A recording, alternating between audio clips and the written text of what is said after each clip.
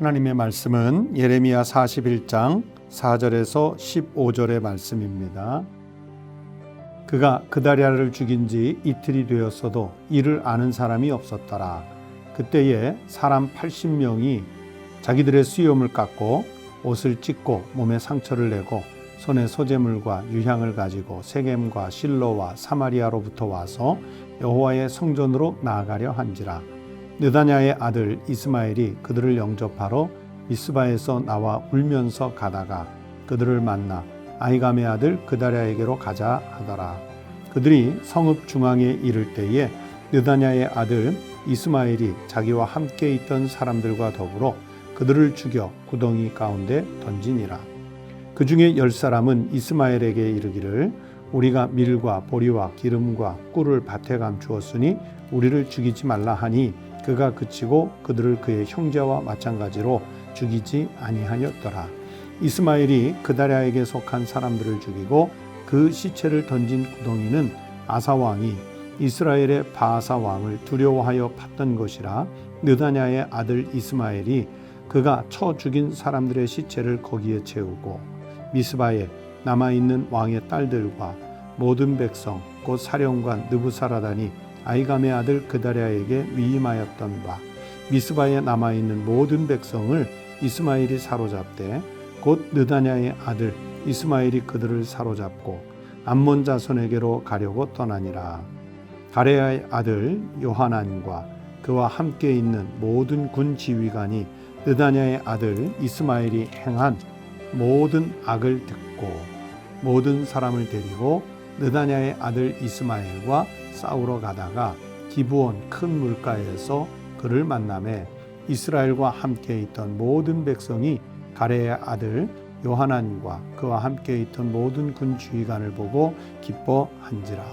이에 미스바에서 이스마엘이 사로잡은 그 모든 백성이 돌이켜 가레야의 아들 요하난에게로 돌아가니 느다냐의 아들 이스마엘이 8사람과 함께 요하난을 피하여 암몬 자손에게로 가니라. 오늘 아침 우리에게 주신 하나님의 말씀입니다. 오늘도 하나님께서 생명을 주셨습니다.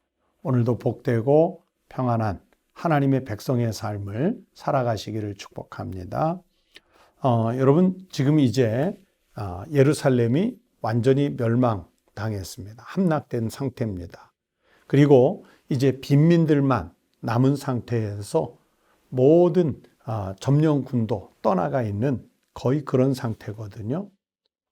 하지만 남아있는 백성들이 있고 땅이 있기 때문에 이 남유다를 통치할 총독이 필요했는데 정식 임명을 받은 총독은 아니지만 그러나 총독 비슷한 사람이 세워집니다. 그게 어제 보셨던 40장 말씀 가운데 7절에 보면 이런 말씀이 있어요. 들에 있는 모든 지휘관과 그 부하들이 바벨론의 왕이 아히감의 아들 그다랴에게 그 땅을 맡기고 남녀와 유아와 바벨론으로 잡혀가지 아니한 빈민을 그에게 위임하였다 함을 듣고 그다랴라는 사람에게 일종의 총독을 맡긴 거예요. 그래서 그 빈민들을 그리고 남아있는 백성들을 통치하라고 위임을 하고 갔습니다. 40장 13절부터 41장 오늘 본문의 그 3절까지 이 보면 암몬의 왕 바알리스라가 이제 그 바알리스가 이 그다랴를 총독 역할을 하고 있던 이 그다랴를 암살할 계획을 세웁니다. 이 암몬 왕 바알리스라는 그 사람들은 이 그다랴를 믿지 않았던 거예요. 정말 총독으로 임명을 받았나? 그 나라를 다스릴 통치권을 위임받았나? 이런 사실들이 믿지를 못했어요. 그래서 이스마엘이라는 사람과 자객 10명을 대동시켜가지고 이스마엘이 자객 10명과 함께 가서 그다랴를 암살을 해버렸습니다. 그리고 그다랴만 죽인 것이 아니라 유대인들을 죽이고 거기에 통치를 위해 일부 남겨놓았던 바벨론 사람들을 다 살해를 한 거예요. 저는 이 대목을 보면서 생각을 했습니다. 이 지도자가 된다는 것은 다른 사람들을 무조건 의심해도 안 되겠지만 또 반대로 사람들을 무조건 믿으면 또 안 되는 거예요. 지도자는 그다랴가 부지불식간에 정말 어쩔 수 없이 지도자가 됐겠지만 늘 고독한 존재예요. 그래서 지도자가 되면 늘 바른 판단을 하도록 하나님께 간구해야 합니다. 자기 판단만 믿어서는 안 됩니다. 하나님의 뜻이 과연 어디에 있을까? 그것을 물어가면서 지도자의 역할을 감당해야 합니다. 잘못된 판단으로 인해서 자기가 무너지면, 지도자가 무너지면 그에 속한 공동체가 위기를 맞기 때문이지요.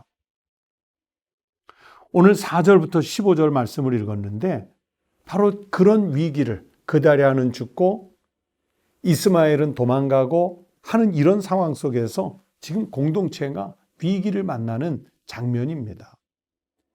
4절부터 15절 말씀 읽은 가운데 먼저 4절부터 10절을 보면 80명의 사람이 성전에 순례차 올라갈 계획을 세우죠. 5절 말씀에 보면 그때의 사람 80명이 자기들의 수염을 깎고 옷을 찢고 몸에 상처를 내고 손에 소재물과 유향을 가지고 세겜과 실로와 사마리아로부터 와서 여호와의 성전으로 나아가려 한지라. 이 순례단을 이스마엘이 인도하는 척 하다가 70명을 모두 죽였어요. 80명 가운데 70명을 죽이고요. 10명만 생명이 보존을 하게 됩니다. 그게 8절에 그 중에 10사람은 이스마엘에게 이르기를 우리가 밀과 보리와 기름과 꿀을 밭에 감추었으니 우리를 죽이지 말라. 그랬더니 그다랴를 죽였던 이스마엘이 이 10사람은 살려두는 거예요. 그런데 11절부터 15절에 보면 이 70명마저 죽였다는 악행의 소식을 듣고 요하난이라는 사람이 이스마엘을 잡으려고 추격하기 시작합니다. 이 추격의 와중에 15절에 보면 이스마엘이 겨우 8명만 수습해서 암몬으로 도피하는 겁니다. 처음 시작할 때 암몬왕 바알리스 이야기를 말씀드렸죠. 이 바알리스 밑으로 도피를 하는 거예요. 비록 총독 직임을 잠시 맡았다가 암살당한 이 그다랴라는 사람은 그래도 그나마 유다의 재건을 꿈꾸던 사람이었습니다. 하지만 자기 판단 실수로 사람을 잘못 믿은 것으로 죽고 꿈을 접어요. 그런데 이 그다랴가 죽었다는 소식, 즉 암살당했다는 소식이고요. 사람들한테 처음에는 알려지지를 않았어요. 4절에 보시면 그가 그다랴를 죽인 지 이틀이 되었어도 이를 아는 사람이 없었더라. 비록 힘은 없어도 그래도 그 나라에 잠깐이지만 지도자 역할을 하던 사람인데 그가 죽었는데도 아는 사람이 없을 지경이 됐어요. 하지만 결국에 죄는 드러나지요. 그다랴를 비롯해 많은 사람을 죽여서 구덩이에 덮고 은폐를 하는 말씀이 7절에 나옵니다. 그러나 그렇게 구덩이를 덮고 은폐를 해도요, 결국 죄는 다 드러나게 돼 있어요. 시편 139편 7절에 내가 주의 영을 떠나 어디로 가며 주의 앞에서 어디로 피하리이까. 죄 지은 사람은요, 그 죄를 감출 곳이 없다는 말씀입니다. 여러분, 하나님은 우리가 회개하기를 늘 기다리시는 하나님이십니다. 베드로후서 3장 10절 말씀에 보면 땅과 그 중에 있는 모든 일이 드러나리로다. 하나님 앞에 주의 날이 되면 다 드러날 것이기 때문에 하나님은 우리가 회개하기를 기다리시는 거예요. 그런데 그다랴를 죽고 또 성전에 올라가던 사람 70명이 한꺼번에 죽고 하는 이런 사건들을 보면서요, 죄라고 하는 것은 숨기려고 할 때 점점 더 커지는 거예요. 처음에는 그다랴 하나 죽이는 것으로 끝날 것 같았어요. 그런데 나중에 성전에 올라가던 사람 70명을 죽입니다. 이것 때문에 또 다시 한번 바벨론이 내려올지도 모르고 암몬과 전쟁을 해야 할지 모르는 이런 위기를 만나는 거예요. 여러분 사무엘하 11장에 보시면 다윗이 밧세바와 간음하는 사건이 나오죠. 이 사건을 은폐하려고 어떤 행위를 합니까? 밧세바의 원래 남편이었던 우리아가 죽습니다. 그리고 그 죄값으로 인해서 백성들이 고통을 겪습니다. 로마서 6장 23절에서 사도 바울이 말씀합니다. 죄의 삭은 사망이에요. 죄의 삭은 죽음입니다. 감추려고 해도 감추어지지 않고 어떤 꼬투리, 어떤 빌미를 통해서 반드시 드러나게끔 되어 있어요. 그리고 그 죄에는 반드시 합당한 보응이 따른다. 15절 말씀에 보면 이 그다랴를 죽이고 성전에 올라가던 사람 70명을 죽인 이스마엘이 어떻게 됩니까? 자기가 사로잡았거나 자기가 편된 사람들도 결국에는 다 버리고 쫓겨서 도망가게 되잖아요. 이 이스마엘이 암몬왕 바알리스를 통해서 등에 업고 잠시 세력을 얻는 것 같아도요, 그 세력이 다 사라지고 말았습니다. 그래서 이 혼돈의 시대를 보면서 우리가 알아야 할 것은 하나님의 이 절대 공의로우심 앞에서 우리는 순종할 것밖에 없습니다. 겸손할 것밖에 없습니다.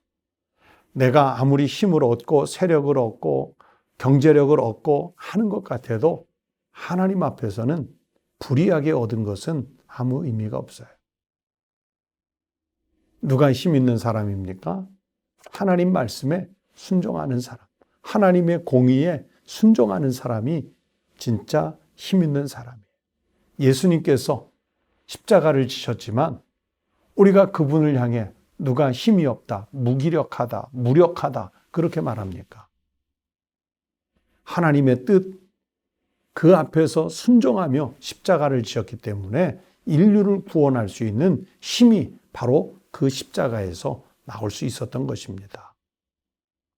여러분, 오늘도 하나님 앞에서 말씀에 순종하는 삶을 사셔서 세상에서는 우리가 온갖 시험을 당하나 능력이 있는 정말 성령의 권능을 힘입은 거룩한 성도의 삶을 살아가시기를 축복합니다. 기도하겠습니다.